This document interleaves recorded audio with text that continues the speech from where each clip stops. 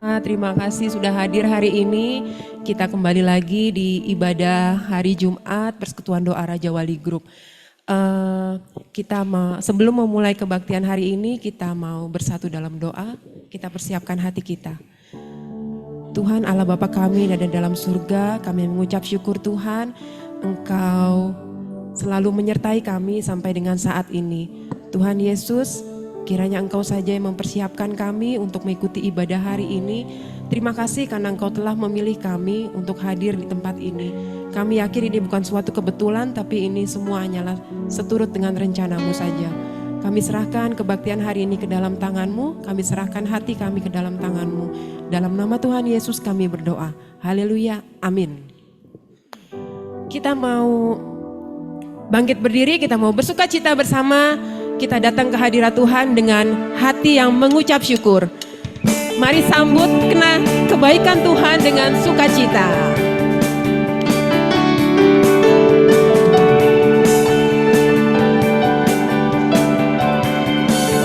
Masuk hadiratnya.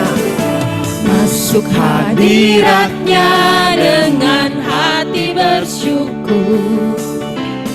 Masuk gerbangnya dengan pujian. Bermazmurlah bagi Dia, nyanyikan nyanyian baru. Bersukacita sekarang menyembah Dia. Masuk hadiratnya. Masuk hadiratnya dengan hati bersyukur. Masuk gerbangnya dengan pujian.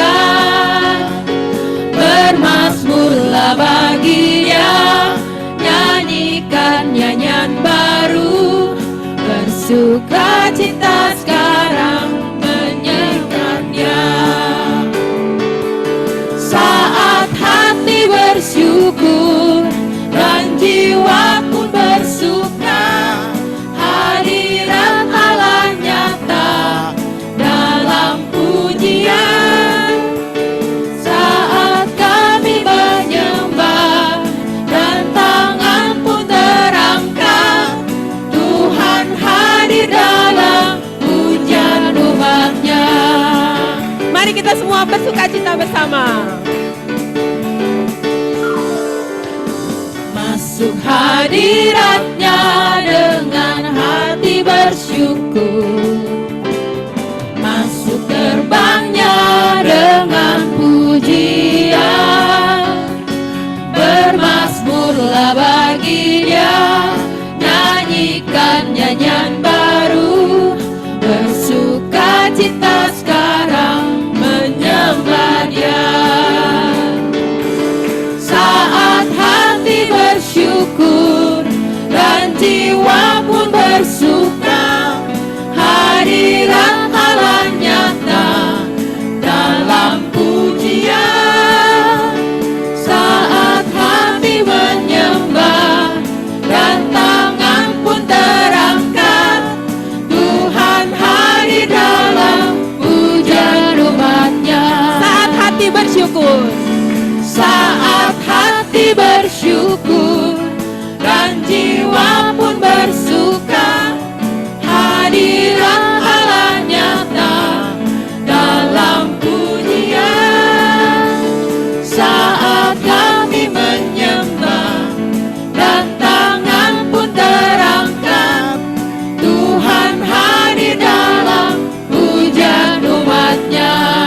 Tuhan hadir dalam pujian umat. Tuhan hadir dalam pujian umat-Nya. Kita mau tetap serukan nama Tuhan yang hidup dan berkuasa, karena Tuhan adalah Allah yang maha besar dan maha kuasa, Raja segala raja.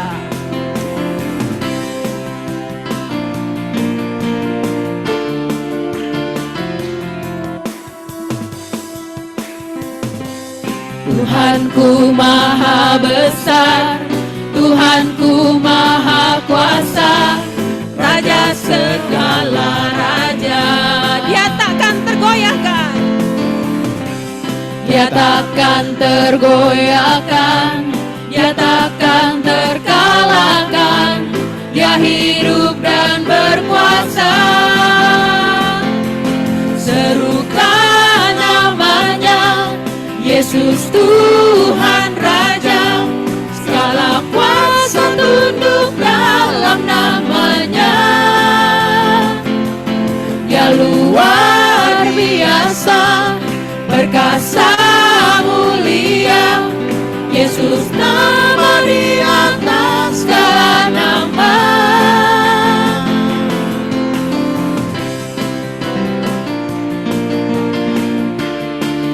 Mari kita katakan sekali lagi kalau Tuhan itu maha besar.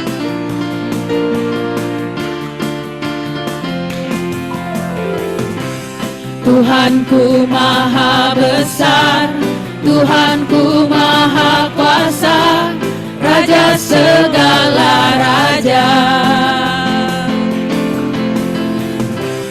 Dia takkan tergoyahkan, Dia takkan terkalahkan. Dia hidup dan berkuasa. Serukan namanya. Serukan namanya, Yesus Tuhan Raja. Segala kuasa tunduk dalam namanya. Dia luar biasa, perkasa mulia. Yesus nama di atas segala nama. Serukan nama Tuhan. Serukan namanya, Yesus Tuhan Raja. Segala kuasa tunduk dalam namanya. Ya luar biasa. Ya luar biasa, perkasa mulia. Yesus nama di atas segala nama. Yesus nama di atas segala nama. Kita beri tepuk tangan, beri kemuliaan bagi Tuhan. Silakan teman-teman, rekan-rekan untuk duduk kembali. Saat ini kita mau persiapkan hati kita untuk mendengarkan firman Tuhan. Karena kita tahu bahwa kita hidup itu karena anugerah dari Tuhan. Kita ada saat ini itu karena kasih dan juga cinta dari Tuhan. Kita mau buka hati kita supaya kita terus berpegang pada Tuhan. Seperti Tuhan yang selalu pegang tangan kita juga jangan melepaskan tangan Tuhan yang memegang erat kita.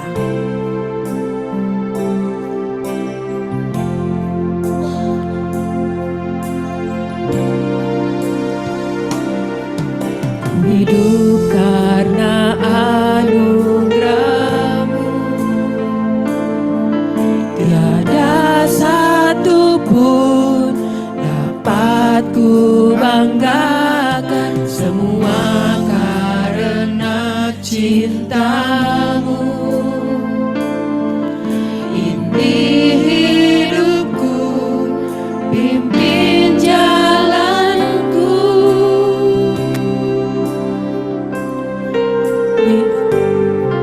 Yesus pegang erat tanganku, ku tak dapat hidup di luar kasih-Mu. Bapa, jangan tinggalkan aku, Engkau alasan selama ku hidup.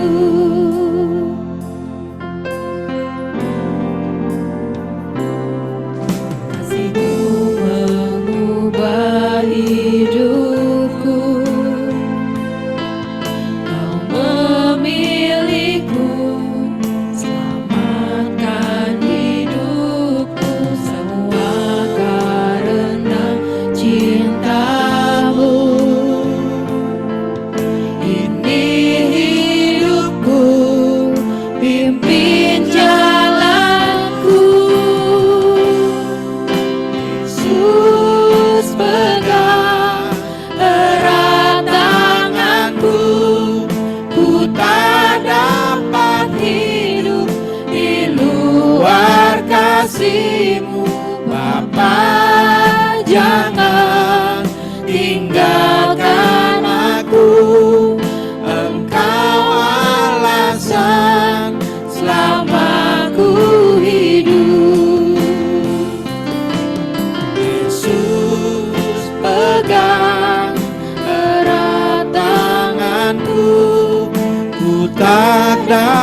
dapat hidup di luar kasih-Mu Bapa.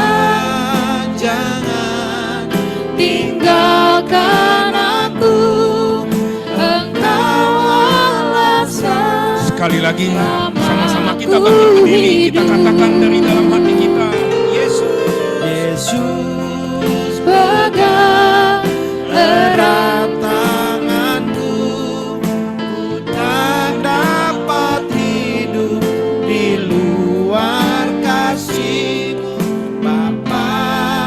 Jangan tinggalkan aku, Engkau alasan selama ku hidup. Engkau alasan selama ku hidup. Engkau alasan selama ku hidup. inilah yang menjadi pengakuan kami di minggu terakhir tahun 2025 bulan Januari ini. Tuhan, ini kami, ini hati kami Tuhan. Kami tahu Engkau ada di tengah-tengah kami saat ini.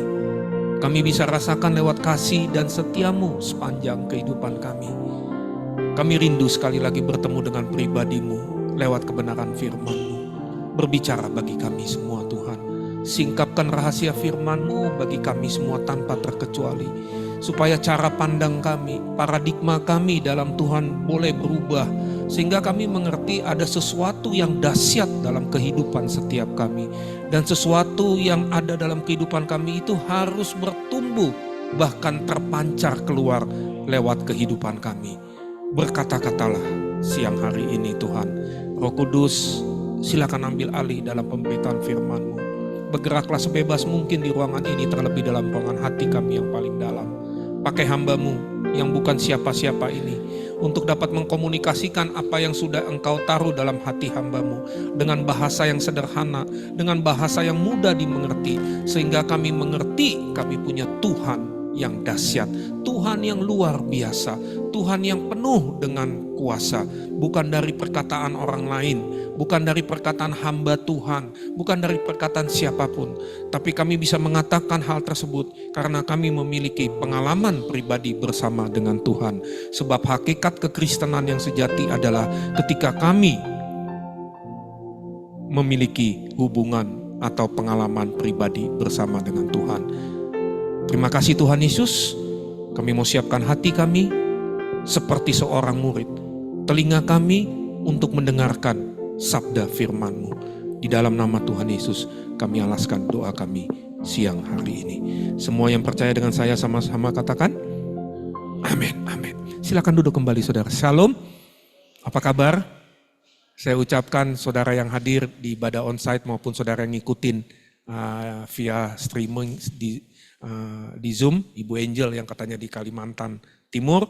Terima kasih buat Tuhan Yesus tentunya yang sudah mengundang saya ke tempat ini. Jujur tanggal 24 ini ada beberapa persekutuan yang minta saya untuk melayani. Ada satu di Bekasi Timur juga, tapi saya sudah atur jadwal di awal tahun, jadi saya harus taat lah. Dan saya percaya ada sesuatu yang ingin Tuhan sampaikan buat kita semua. Amin. Saudara siap dengan firman Tuhan? Buka hati saudara, tidak ada yang paling pintar, tidak ada paling jagoan atau apapun di ruangan ini. Kita semua masih belajar, hanya Tuhan Yesus saja yang hebat dan Dia berdiam dalam kehidupan kita.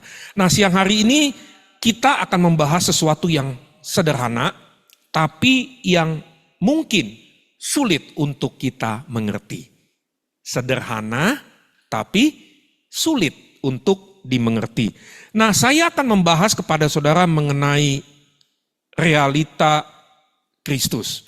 Ya, judul khotbah kita siang hari ini adalah Reality of Christ atau realita Kristus. Coba katakan dulu dengan saya realita Kristus. 2, 3. Nah, kenapa saya akan membahas hal ini kepada saudara? Dengan tujuan untuk menunjukkan kepada kita semua bahwa sesungguhnya di dalam diri setiap kita itu ada realita Kristus. Dan tahukah Bapak Ibu bahwa realita ini itu sangat sulit untuk dimengerti oleh banyak orang. Makanya ada agama atau ada aturan-aturan dari luar yang dipaksakan untuk masuk ke dalam kita. Tapi sebenarnya saudara, kalau kita semua mengerti bahwa di dalam diri setiap kita ini ada realita Kristus tadi, maka kita akan berbeda di dalam memandang kehidupan ini. Buka dengan saya Alkitab saudara dalam kitab Yakobus, pasal yang pertama, ayatnya pertama sampai dengan ayatnya yang ke-8. Kitab Yakobus, pasal yang pertama, ayatnya pertama sampai dengan ayatnya yang ke-8. Nah, saya akan jelaskan terlebih dahulu kepada saudara latar belakang dari surat Yakobus ini. Saya bukan tipe pengkhotbah yang suka comot-comot ayat, ya. Tapi saya akan jelaskan terlebih dahulu surat Yakobus ini ditulis oleh siapa dan latar belakang serta penulisan dari surat Yakobus ini. Nah, surat Yakobus ini itu ditulis oleh Rasul Yakobus. Jadi siapa penulis dari surat Yakobus ini Bapak Ibu, Saudara? Yakobus.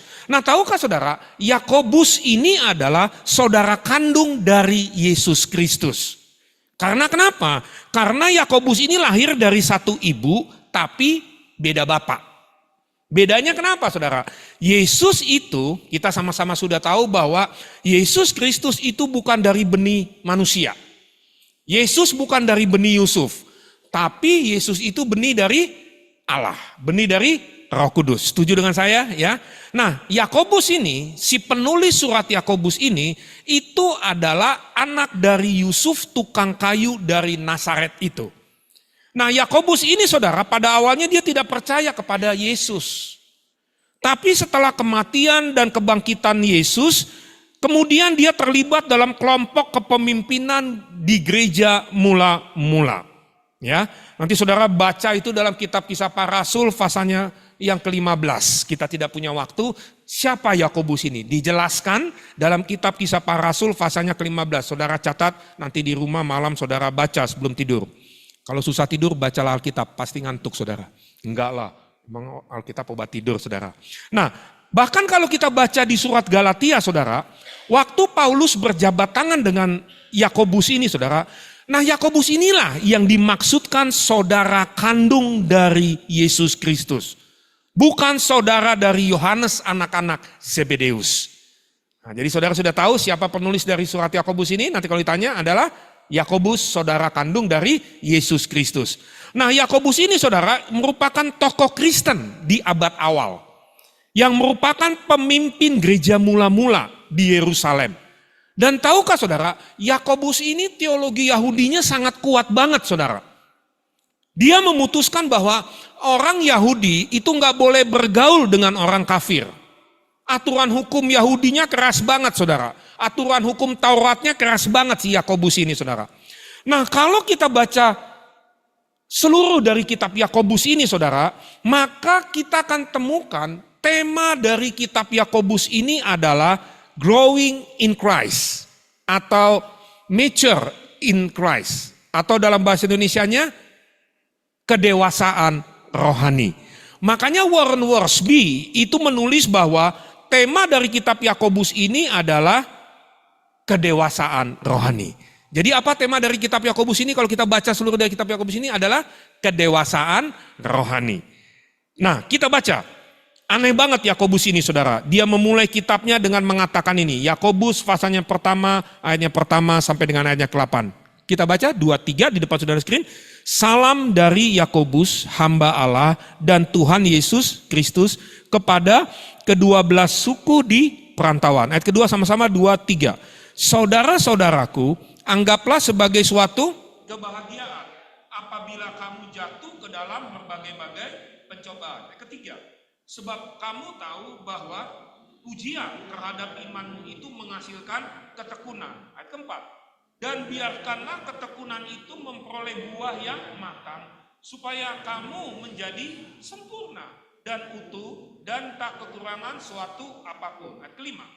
Tetapi apabila di antara kamu ada yang kekurangan hikmat, hendaklah ia memintakannya kepada Allah yang memberikan kepada semua orang dengan tidak membangkit-bangkit, maka hal itu akan diberikan kepadanya. Ayat 6. Hendaklah ia memintanya dalam iman dan sama sekali jangan bimbang, sebab orang yang bimbang sama dengan gelombang laut yang diombang-ambingkan kian kemari oleh angin. Ayat 7.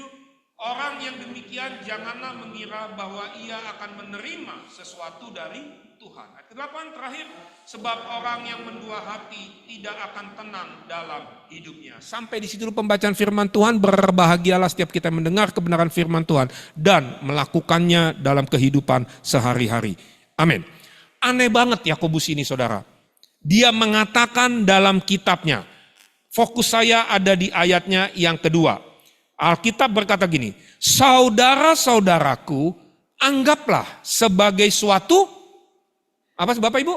Kebahagiaan apabila kamu jatuh ke dalam berbagai-bagai pencobaan. Aneh banget saudara. Dia berkata, berbahagialah kalau kamu jatuh ke dalam berbagai-bagai pencobaan. Nah, tahukah saudara, kata pencobaan di sana itu diambil dari kata Yunaninya adalah paresmos. Paresmos yang artinya adalah testing. Coba katakan dulu dengan saya, testing.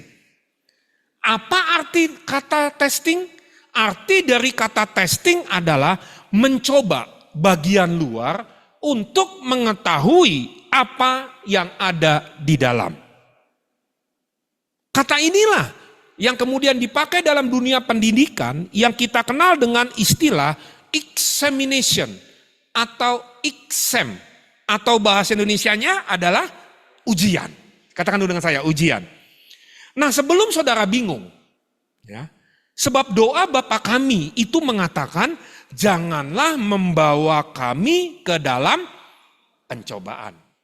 Jangan sampai lupa, itu doa yang diajarkan oleh Tuhan Yesus Kristus untuk kita doakan. Dan dicatat dalam kitab atau Injil Matius pasalnya ke-6, ayatnya ke-9 sampai dengan ayatnya ke-13. Nah, tahukah saudara, kata pencobaan dalam doa Bapa kami itu, yang Yesus ajarkan untuk kita doakan, itu berbicara tentang pengampunan. Coba katakan dulu dengan saya, pengampunan. Tahukah saudara, cobaan terbesar kita manusia ini adalah sulit untuk mengampuni. Halo. Cobaan terbesar manusia itu adalah tidak mengampuni.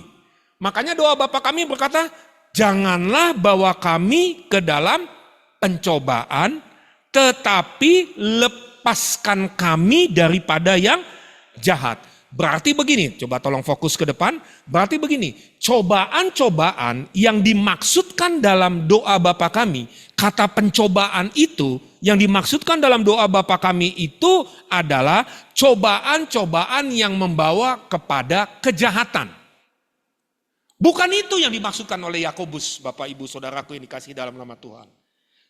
Tapi kata pencobaan yang dimaksudkan oleh Yakobus dalam suratnya itu adalah testing atau ujian-ujian untuk mengetahui apa yang ada di dalam diri setiap kita. Jelas ya sampai di sini? Jelas ya? Jadi Tuhan Yesus tidak membantah apa yang dikatakan oleh Yakobus, dan Yakobus juga tidak mengajarkan sesuatu yang bertentangan dengan apa yang Yesus ajarkan untuk kita doakan.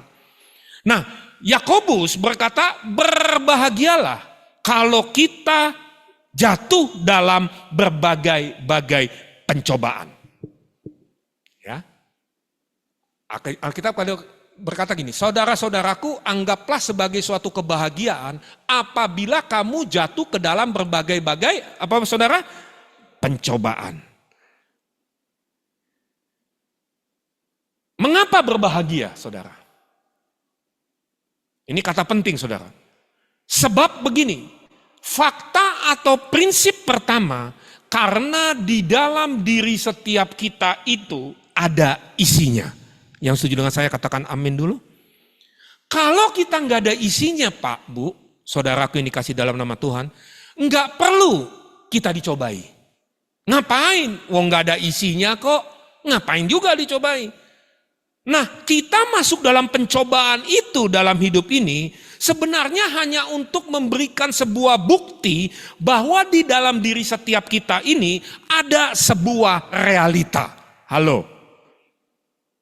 Yaitu realita Kristus, realita kerajaan Allah, di mana Allah lah atau Tuhan lah yang memerintah menjadi raja dalam kehidupan kita. Nah, apa yang dimaksud dengan kerajaan Allah itu, saudara? Mungkin saudara sering kali dengar kata kerajaan Allah. Mungkin saudara sering ucapkan kerajaan Allah. Atau mungkin saudara pernah baca itu kerajaan Allah. Nah, apa sebenarnya dimaksud dengan kerajaan Allah itu? Nah, kerajaan Allah itu adalah sebuah tempat di mana Tuhanlah yang memerintah menjadi raja di dalamnya. Kerajaan Allah itu bukanlah sebuah tempat yang kita datangi atau kita tuju dalam hidup kita. Saya ulangi ya, ini penting. Ini penting, saudara. Supaya pemahaman kita tidak keliru mengenai kerajaan Allah. Kita dari dulu berpikir kan kerajaan Allah adalah sesuatu yang kita datangi. Enggak. Kerajaan Allah itu adalah sesuatu yang mendatangi kita. Artinya begini Pak, Bu. Kalau kita diperintah dari dalam oleh Tuhan sebagai raja, maka kerajaan Allah itu berdiam dalam kehidupan kita. Saya buktikan ya, Matius 12 ayatnya ke-28. Matius pasalnya ke-12 ayatnya ke-28. Kita baca? Oh belum. Yuk di depan ada screen untuk menghemat waktu 2, 3. Tetapi jika aku 2, 3 sama-sama. Tetapi jika aku mengusir setan dengan kuasa roh Allah, maka sesungguhnya kerajaan Allah itu sudah datang kepadamu. Jadi sekali lagi saudaraku yang dikasih dalam nama Tuhan, kerajaan Allah bukanlah sebuah tempat yang kita tuju dalam hidup ini. Tapi kerajaan Allah itu adalah sesuatu yang mendatangi kita. Kalau kita diperintah dari dalam oleh Yesus atau Tuhan sebagai raja dalam kehidupan kita, maka Alkitab katakan kerajaan Allah itu berdiam dalam kehidupan kita. Setuju dengan saya sampai di sini? Nah, kerajaan Allah itu adalah gaya hidup. Coba katakan dengan saya, gaya hidup. Sekali lagi, gaya hidup. Gaya hidup di mana Tuhanlah yang menjadi raja atau penguasa tunggal dalam kehidupan kita. Namanya juga kerajaan, saudara. Pasti di dalamnya ada sebuah sistem pemerintahan. Nah, kerajaan Allah itu adalah sebuah sistem pemerintahan di mana Allah lah, Tuhanlah yang menjadi raja dalam kehidupan setiap kita. Yang setuju dengan saya, kita beri tepuk tangan yang paling meriah buat Tuhan kita. Nah, karena realita pemerintahan Kristus itu ada di dalam kehidupan kita, maka testing atau ujian-ujian itu perlu datang dalam kehidupan setiap kita, saudaraku. Tujuannya untuk apa? Untuk mengetahui apa yang ada di dalam setiap kita. Dan apa yang ada di dalam setiap kita itu boleh kelihatan atau terpancar keluar. Coba buka dengan saya 2 Korintus pasalnya yang ke-13 ayatnya yang ke-5. Saudara bisa ngikutin ya. Saya mau rombak pemikiran kita. Makanya Yesus datang ke dunia ini gak bawa agama loh. Christianity is not religion. Ini kawan saya, Pak Sam. Kalau ketemu saya yang diingat cuma Christianity is not religion. Beliau hamba Tuhan juga. Saudara boleh undang juga lah nanti sewaktu-waktu. Ya. Karena kenapa? Agama itu gak menyelamatkan, saudaraku. Only Jesus, hanya Yesus. Makanya Pak Bu, dengan segala kerendahan hati sebagai hamba Allah, saya mau katakan, tolong jangan dekati kekristenan kita sebagai agama. Jangan jadikan kekristenan kita sebagai agama. Yesus gak bawa agama, Yesus gak mendirikan agama. Jadi apa dong Pak bedanya? Di KTP saya agama Kristen. Ya itu kan memang supaya tertib administrasi, ditulis agama Kristen. Ada banyak agama, maka tadi saya dibilang ada hal-hal dari luar yang dipaksakan masuk ke dalam kehidupan kita. Ya. Nah, kalau kita mengerti bahwa di dalam diri kita itu ada realita Kristus, maka kita akan berbeda memandang kehidupan ini, saudara. Makanya Yakobus ini berkata, berbahagialah kalau kita ini jatuh dalam berbagai-bagai pencobaan. Nah, kata pencobaan itu yang saya sudah sampaikan tadi, itu berbicara tentang testing atau ujian. Makanya kalau lagi diuji Tuhan, lagi diproses Tuhan, jangan ribut saudaraku, jangan berisik. Coba ingat waktu kita sekolah, ya, dosen kita atau guru kita kalau kita ujian, dia kan diam kan. Makanya waktu di ujian, waktu kita diuji sama Tuhan atau diproses sama Tuhan, kita bilang, Tuhan bener gak sih? Kok doa gue gak dijawab-jawab Tuhan? Kok Tuhan diem aja sih? Namanya juga lagi ujian. Guru kita, dosen kita diam. Nah, tujuan ujian itu apa? Untuk membuktikan yang di dalam ini apa yang sudah kita terima. Nanti saya jelaskan. Kita baca dulu ya 2 Korintus 13 ayatnya ke-5. Supaya kita mengerti bahwa di dalam kita itu ada realita Kristus. Ini intisari kekristenan, saudara. Yuk kita baca yuk 2, 3. Ujilah dirimu sendiri, apakah kamu tetap tegak di dalam iman? Selidikilah dirimu, apakah kamu tidak yakin akan dirimu bahwa Kristus Yesus ada di dalam diri kamu? Sebab jika tidak demikian, kamu tidak tahan uji. Saya mau tanya, siapa di sini yang pernah ikut ujian waktu sekolah? Semuanya. SD kita pernah ujian ya. Makanya waktu ujian kan dibilang kan, harap tenang, ada ujian. Begitu juga dengan hidup kita sebenarnya saudaraku. Waktu kita diizinkan Tuhan melalui proses atau kita sedang diuji, kita itu harus tenang.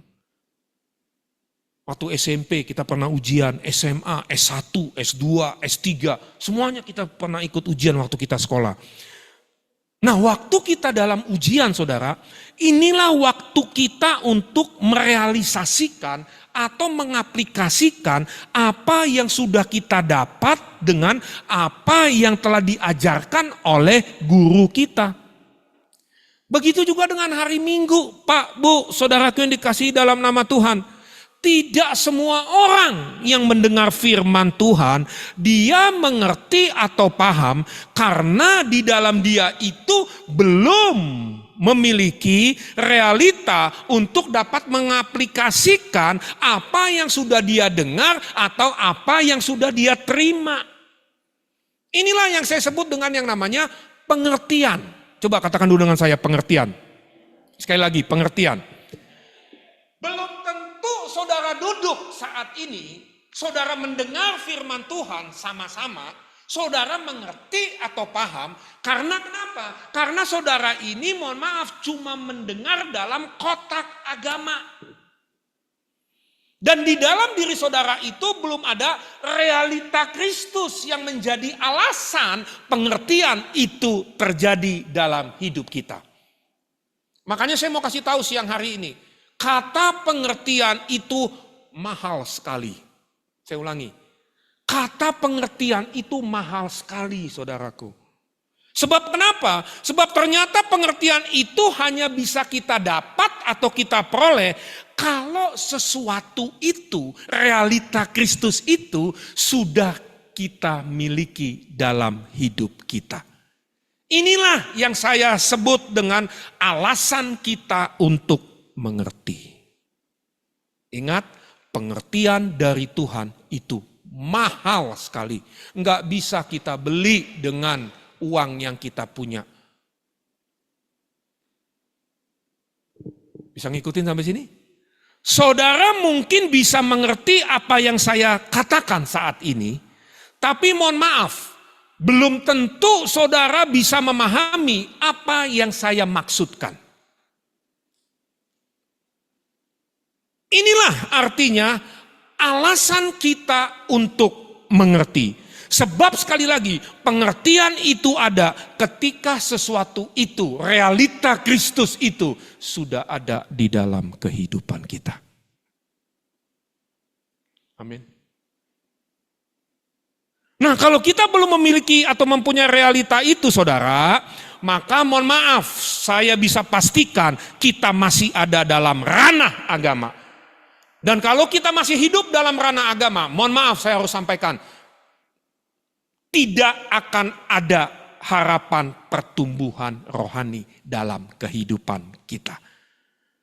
Saudara boleh dengar khotbah tiap hari, mungkin di YouTube tinggal buka aja, zaman now enak banget saudara. Oh gue suka pendeta ini ya, gue dengar. Enak banget saudaraku. Ya. Mungkin saudara boleh rajin datang ke gereja hari Minggu. Tapi mohon maaf, kalau realita pemerintahan Kristus yang menjadi raja itu belum ada dalam kehidupan saudara, maka saya bisa pastikan sulit buat kita untuk bertumbuh di dalam kerohanian kita. Sederhana, tapi sulit untuk dimengerti. Makanya ada agama yang dipaksakan untuk masuk ke dalam kita. Ada aturan-aturan dari luar yang dipaksakan untuk masuk ke dalam kita. Tapi sebenarnya Pak, Bu, intisari dari kekristenan itu bahwa di dalam diri kita ini ada isinya. Makanya mohon maaf, kita nggak perlu motivator sebenarnya. Mohon maaf. Saya nggak anti sama motivator. Ya, saya banyak kenal motivator Kristen di Jakarta ini. Saya punya hubungan baik sama mereka. Masih sering WA-WA-an kok. Kalau saya sebut, saudara mungkin dengar. Mungkin pernah dengar itu namanya. Kita nggak perlu motivator. Tapi kitanya lah yang nggak tahu bahwa di dalam diri kita itu ada potensi kuasa yang dahsyat. Makanya itu intisari dari kekristenan. Inside out. Agama itu outside in. Kekristenan dari dalam keluar. Makanya kita digoncang. Supaya apa? Supaya yang ada di dalam diri kita itu terpancar keluar. Kalau agama perhatikan saudara.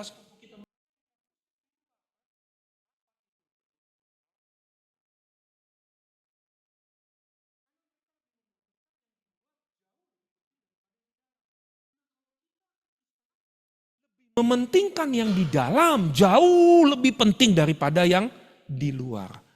Ayat yang terakhir ya, saya selesai ya. Saudara diberkati siang ini. Amin.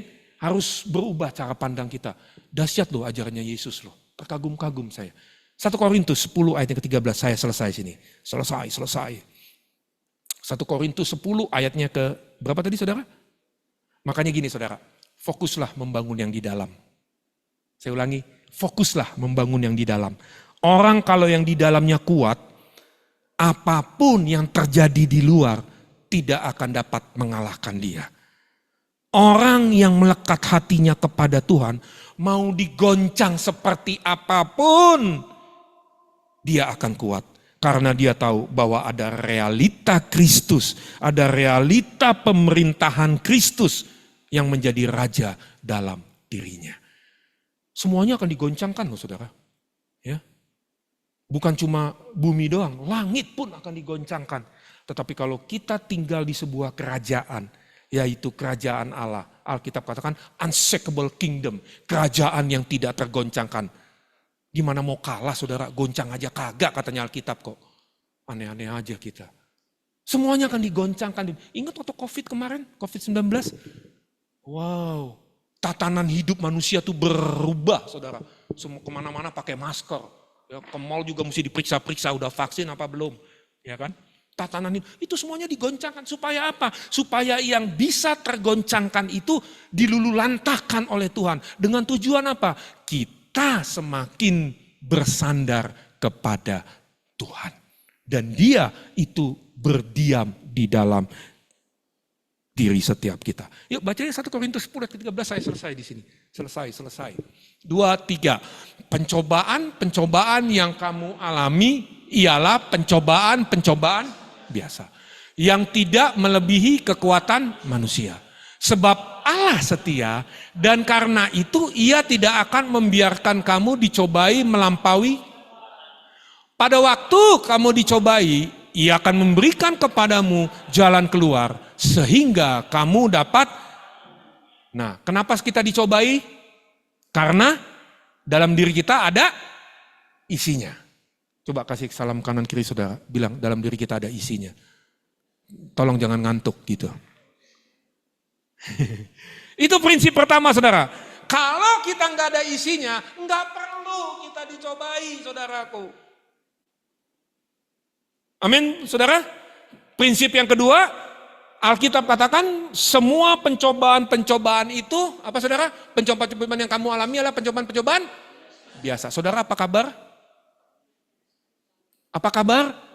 Nuh, yang luar biasa nggak boleh kalah dong dengan yang biasa, saudaraku. Makanya Yakobus tadi bilang, berbahagialah kalau kamu jatuh dalam berbagai-bagai pencobaan.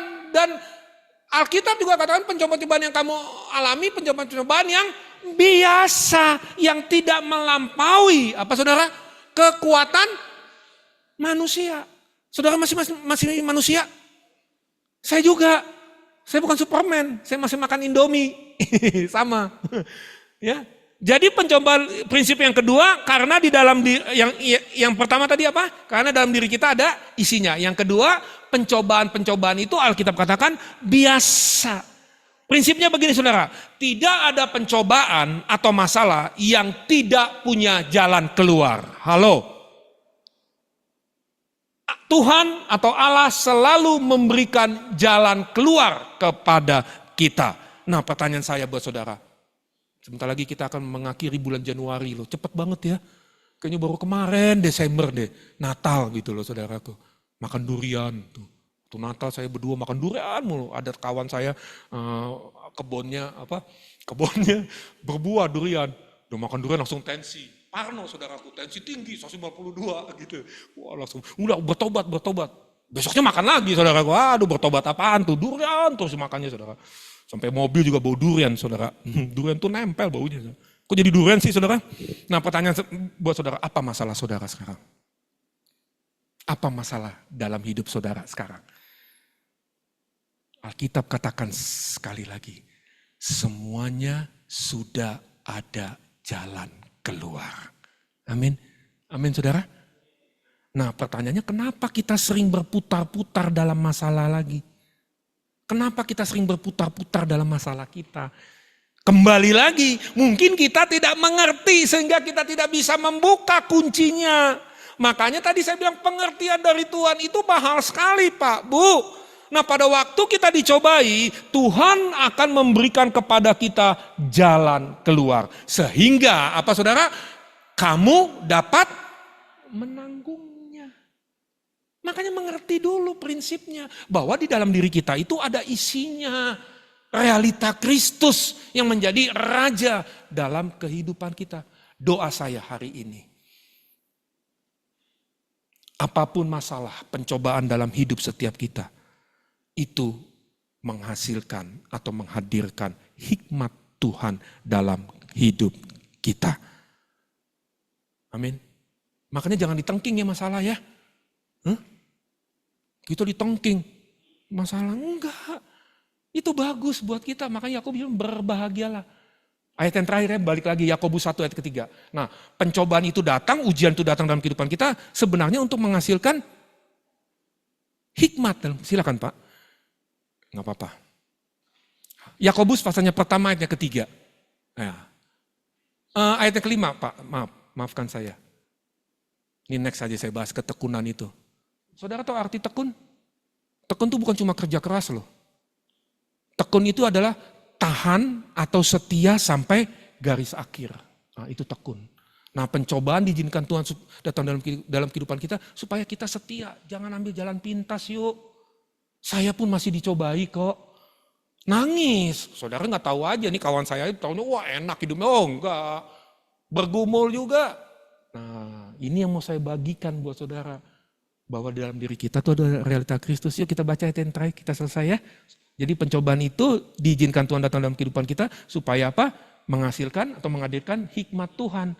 Hikmat Tuhan itulah yang merupakan kunci buat kita untuk bisa menemukan jalan keluar dalam setiap masalah atau pencobaan dalam hidup kita. Kita baca yuk, 2, 3.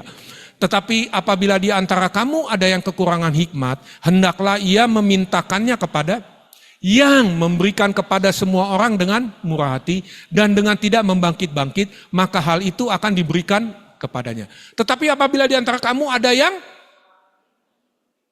bukan yang nggak ada loh, ada tapi kurang. Nah kalau kita kurang hikmat, Alkitab katakan hendaklah ia memintakannya kepada Allah. Dan tahukah saudara, Tuhan itu tidak pernah menahan hikmatnya buat kita. Dia selalu berikan hikmatnya buat kita kalau kita meminta kepada Tuhan. Makanya bagi saya harus selesai, sudah jamnya. Dia tadi selesai tapi nggak selesai ya Bu ya. Aduh, habis Bu Angel kasih saya setahun sekali sih di sini, makanya agak panjang lah. Ya, jadi lupa saya apa-apa.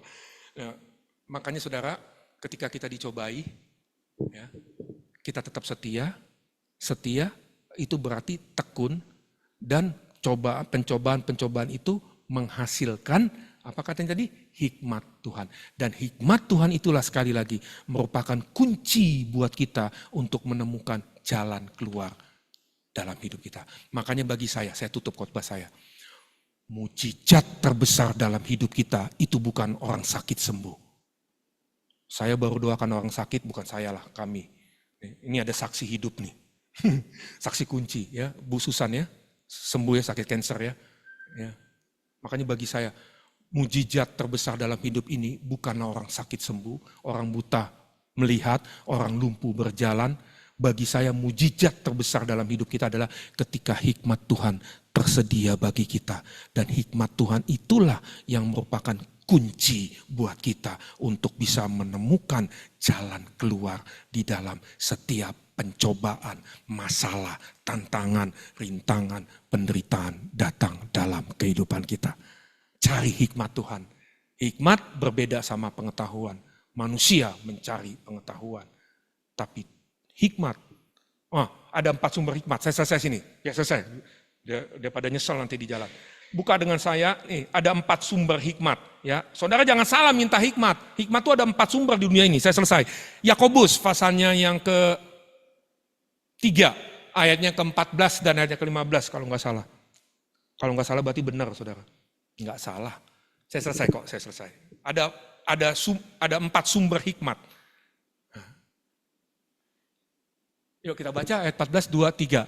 Jika kamu menaruh perasaan iri hati dan kamu mementingkan diri sendiri, janganlah kamu memegahkan diri dan janganlah berdosa melawan kebenaran. Ayat 15 sama-sama yuk, 2, 3.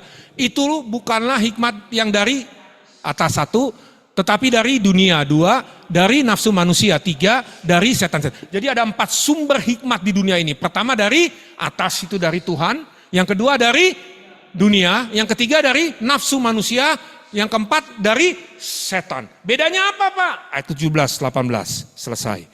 Selesai tapi enggak saya selesai. Saudara diberkati? Haleluya. Ayat 17 kita baca 2, 3. Tetapi hikmat yang dari atas adalah pertama-tama murni, selanjutnya pendamai, peramah, penurut, penuh belas kasihan, dan buah-buah yang baik, dan tidak memihak, dan tidak munafik. Ayat 18 sama-sama. Dan buah yang terdiri dari kebenaran ditaburkan dalam damai untuk mereka yang mengadakan damai. Jadi sekali lagi, kejar hikmat dari Tuhan. Sebab hikmat yang dari atas, yang dari Tuhan itulah yang akan menentukan setiap kita bertumbuh. Dan ini yang kita sebut dengan firman Allah atau logos. Logos itu bukan istilah Kristen saudara. Panjang saudara. Next lah saya akan bahas. Logos itu bukan istilah Kristen. Logos adalah istilah sains. Tahu siapa bapak sains modern? Heraklitus. Googling lah. Heraklitus. Heraklitus berkata begini. Semuanya bisa berubah dalam dunia ini. Dia mengatakan bahwa intisari dari seluruh kehidupan ini adalah perubahan. Apa saja bisa berubah dalam hidup ini. Makanya tolong jangan andalkan manusia ya. Hanya Tuhan saja yang tidak berubah. Dulu, sekarang, sampai selama-lamanya. Amin. Tuhan Yesus memberkati kita. Kita tundukkan kepala di hadapan Tuhan. Hamba-Mu sudah selesai berbicara Tuhan. Hamba tahu hamba terbatas dengan kata-kata untuk menjelaskan hal ini kepada umat-Mu, jemaat-Mu di PD Raja Wali Group. Baik yang on-site maupun melalui via Zoom. Tuhan berkati setiap anak-anak-Mu. Supaya cara pandang kami dalam ikut Tuhan boleh berubah. Karena kami tahu pikiran kamilah yang akan menentukan siapa kami Tuhan. Oleh sebab itu hari ini kami mengizinkan pikiran kami untuk diisi oleh firman Tuhan. Kami mau update pikiran kami sehingga pikiran kami tidak jadul, tidak ketinggalan zaman, tapi kami terus bergerak di dalam pergerakannya Tuhan. Terima kasih Tuhan, Engkaulah yang sudah memilih setiap kami Tuhan. Kami bersyukur dari sekian banyak manusia di bumi ini, Tuhan itu sudah memilih kami. Bukan kami yang memilih Tuhan, tapi Tuhanlah yang memilih kami. Tapi setelah Tuhan memilih kami, ada sebuah tugas dan tanggung jawab yang harus kami kerjakan dalam kehidupan kami. Kami semakin bertumbuh di dalam pengenalan yang benar akan Tuhan. Terima kasih Tuhan Yesus, bagimulah kemuliaan, kejayaan, kehormatan dari kekal sampai dan kekal. Di dalam nama Tuhan Yesus kami alaskan doa kami. Semua yang setuju dan sepakat dengan saya sama-sama katakan, kita beri tepuk tangan yang paling meriah buat Tuhan kita. Saya serahkan kepada yang bertugas. Terima kasih.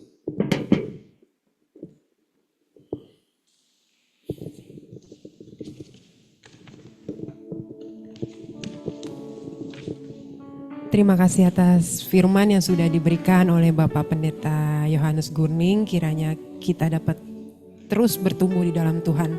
Terima kasih juga untuk rekan-rekan Bapak Ibu yang sudah dapat hadir hari ini. Ditunggu kehadirannya minggu depan, dan juga yang di Zoom. Terima kasih sudah setia selalu bersama kita. Dan untuk minggu depan ibadah akan dilayani oleh Bapak Pendeta Joseph Ririmase dengan waktu yang sama di jam 12. Dan untuk persembahan, terima kasih untuk persembahan yang sudah diberikan. Untuk yang onsite bisa dapat diberikan di kotak persembahan di belakang atau bisa ditransfer di nomor rekening yang sudah diberikan di depan. Kita mau bangkit berdiri, kita mau lanjutkan dengan doa syafaat dan doa berkat. Tapi sebelumnya kita akan pujikan Aku Punya Tuhan Yang Besar.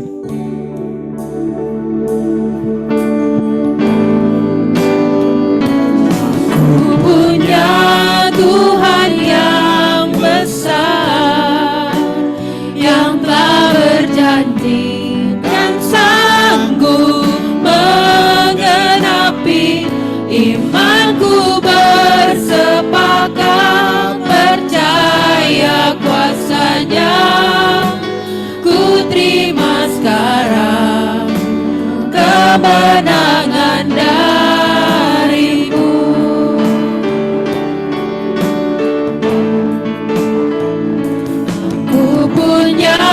Tuhan yang besar, yang telah berjanji dan sanggup menggenapi. Firman-Ku bersepakat percaya kuasa-Nya. Ku terima sekarang kemenangan darimu. Kita mengakhiri kebaktian kita hari ini, saya sudah terima pokok-pokok doa yang akan kita doakan. Ada yang mau didoakan? Mungkin saudara belum masuk ke listnya ke dalam ini. Ada? Semuanya baik-baik saja. Ada yang mau naik gaji? Ah, itu semuanya itu pasti. Oke, kita tundukkan kepala kita sekali lagi di hadapan Tuhan sebelum kita keluar menyelesaikan atau meninggalkan kebaktian ini. Kita sama-sama masuk dalam doa syafaat. Kembali kami datang dalam hadirat-Mu, merendahkan hati kami di bawah kaki-Mu Tuhan. Ini kami anak-anak-Mu. Kami yang ada di ibadah onsite di Raja Wali Place maupun yang mengikuti via Zoom. Tuhan, berkati hidup kami. Pegang tangan kami Tuhan. Jangan pernah lepaskan tangan Engkau atas tangan kami Tuhan. Jangan pernah tahan kebaikan-Mu dalam hidup kami. Lepaskan kebaikan-Mu dalam hidup setiap kami. Supaya kami semakin hari semakin mengenal Tuhan di dalam kehidupan kami Tuhan. Secara khusus kami berdoa menaikkan pokok-pokok doa syafaat kami. Pertama kami berdoa untuk PT Raja Wali Group dan semua anak perusahaan di bawahnya. Tuhan berkati di dalam kehidupannya, di dalam kesehatannya, di dalam keluarganya, di dalam kerohaniannya, supaya beliau semakin mengasihi Tuhan dalam kehidupannya. Kami juga berdoa untuk jajaran manajemen, staf, sampai dengan yang bawah Tuhan. berkati mereka Tuhan. Tutup bungkus dengan kuasa darah-Mu, supaya mereka bekerja dengan rasa takut akan Tuhan. Kami juga berdoa untuk jemaat yang bekerja di luar Raja Wali Group yang hadir hari ini, maupun yang ikut live streaming via Zoom. Kami berdoa untuk pekerjaan dan usaha mereka. Dalam nama Tuhan Yesus. Tuhan, kami tahu tahun 2025, ahli-ahli ekonomi sudah memprediksikan ini tahun yang sulit, tahun yang tidak mudah. Tapi kami tahu Tuhan izinkan hal itu terjadi. Tuhan akan menyatakan dirinya melalui kehidupan kami. Oleh sebab itu hari ini kami mau membuka hati kami. Kami undang Engkau menjadi Raja dalam kehidupan kami. Satu-satunya Tuhan yang memerintah dalam kehidupan kami. Dan ketika kami menjadikan Yesus sebagai Raja dalam kehidupan kami, sebagai Tuhan, penguasa dalam kehidupan kami, yang berdaulat, maka kami akan tinggal di dalam sebuah kerajaan yang tidak tergoncangkan, yaitu kerajaan Allah, di mana Tuhan yang memerintah menjadi Raja dalam setiap hidup kami. Kami juga berdoa untuk proses pemasaran hotel dan residen Sin Regis dan Raja Wali Place Office Tower. Tuhan, berkati Tuhan. Kami tahu akan ada perbedaan antara anak-anak yang di luar Tuhan dan yang di dalam Tuhan.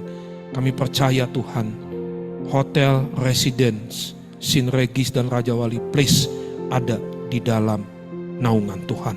Kami juga berdoa secara khusus untuk persekutuan doa ini, Raja Wali Group PDRG. Berkati setiap umat-Mu, jemaat-Mu, hamba-hamba-Mu, anak-anak-Mu yang melayani. Tuhan, terima kasih buat mereka yang sudah memberikan hatinya, waktunya, dalam kesibukannya. Mereka boleh mempersiapkan, mereka boleh mengatur segala sesuatunya tiap hari Jumat. Karena kami percaya di dalam Tuhan tidak ada yang sia-sia. Tuhan selalu perhitungkan jeripaya setiap anak-anak-Mu. Oleh sebab itu hamba berdoa buat setiap pengurus, buat Ibu Angel dan rekan-rekan. Semuanya Tuhan yang hamba-Mu tidak sebutkan satu persatu.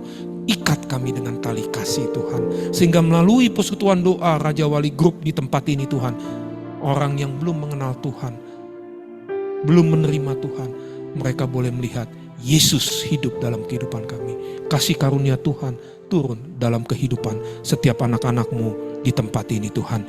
Kami juga berdoa untuk bangsa dan negara kami, Indonesia.